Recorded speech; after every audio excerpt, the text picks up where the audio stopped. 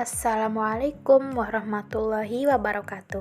Pada kesempatan kali ini, saya akan menyampaikan materi tentang pelaksanaan hak dan kewajiban warga negara di Indonesia. Untuk memenuhi salah satu tugas mata kuliah pendidikan kewarganegaraan. Baik, langsung saja kita bahas. Dalam pelaksanaannya, hak asasi manusia di Indonesia mengalami pasang surut. Wacana hak asasi manusia terus berkembang seiring dengan berkembangnya pelanggaran-pelanggaran HAM yang semakin meningkat intensitas maupun ragamnya. Pelanggaran itu dilakukan oleh negara maupun warga negara, baik di dalam negeri maupun di luar negeri. Suatu hal tidak dapat dilaksanakan sebelum mengetahui benar apa yang hendak dilaksanakan. Untuk melaksanakannya diperlukan pedoman, dan agar pelaksanaan bisa berjalan sesuai dengan harapan, maka perlu ada institusi yang mengawal pelaksanaan tersebut. Dengan demikian, ada 3 hal penting dalam pelaksanaan hak dan kewajiban ini. Pertama, Pancasila perlu dimengerti secara tepat dan benar, baik dari pengertian, sejarah, konsep, prinsip, dan nilai-nilai yang terkandung di dalamnya. Tanpa mengerti hal-hal yang mendasar ini, amat sulit Pancasila untuk diamalkan. Selain daripada itu, Pancasila akan cepat memudar dan dilupakan kembali. Hal ini amat mudah dilihat dalam praktek perekonomian dan perpolitikan Indonesia saat ini yang tanpa sadar sudah mengekor pada sistem kapitalis, neoliberalis, dan perpolitikan yang bernapaskan individualis bukan kolektivis. Kedua, pedoman pelaksanaan. Semestinya kita tidak perlu malu mencontoh apa yang sudah dilakukan oleh pemerintah Orde Baru yang berusaha membuat pedoman penghayatan dan pengalaman Pancasila atau P4. Pedoman ini sangat diperlukan agar negara dan warga negara mengerti apa yang mesti dilakukan, apa tujuannya, dan bagaimana strategi mencapai tujuan tersebut. Dan yang ketiga, perlunya lembaga yang bertugas mengawal pelaksanaan Pancasila. Lembaga ini bertugas antara lain memfasilitasi aktivitas-aktivitas yang bertujuan untuk mensosialisasikan Pancasila, membuka ruang-ruang dialog agar tumbuh kesadaran berpancasila baik di kalangan elit politik, pers, anggota legislatif, eksekutif, yudikatif, dan masyarakat luas. Yang tak kalah penting adalah ikut memberikan masukan kepada lembaga-lembaga negara dalam melaksanakan tugas dan membuat kebijakan, serta ikut mengevaluasi setiap kebijakan yang dilakukan agar terjamin tidak bertentangan dengan Pancasila.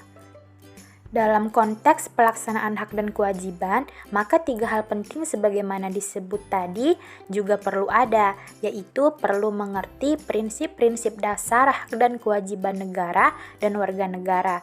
Terdapat pedoman pelaksanaannya dan ada lembaga yang mengawalnya. 3 hal ini tentu tidak berdiri sendiri, khusus terkait dengan hak dan kewajiban negara dan warga negara, namun merupakan kesatuan gerak besar revitalisasi Pancasila dalam semua bidang kehidupan. Pelaksanaan hak dan kewajiban negara dan warga negara dalam negara Pancasila adalah sebagaimana yang tercantum dalam Undang-Undang Dasar 1945 seperti tergambar dalam klasifikasi yang disebutkan tadi. Namun demikian, selain melihat klasifikasi tersebut, perlu juga memahami konsep, prinsip, dan nilai Pancasila dalam pelaksanaan hak asasi manusia.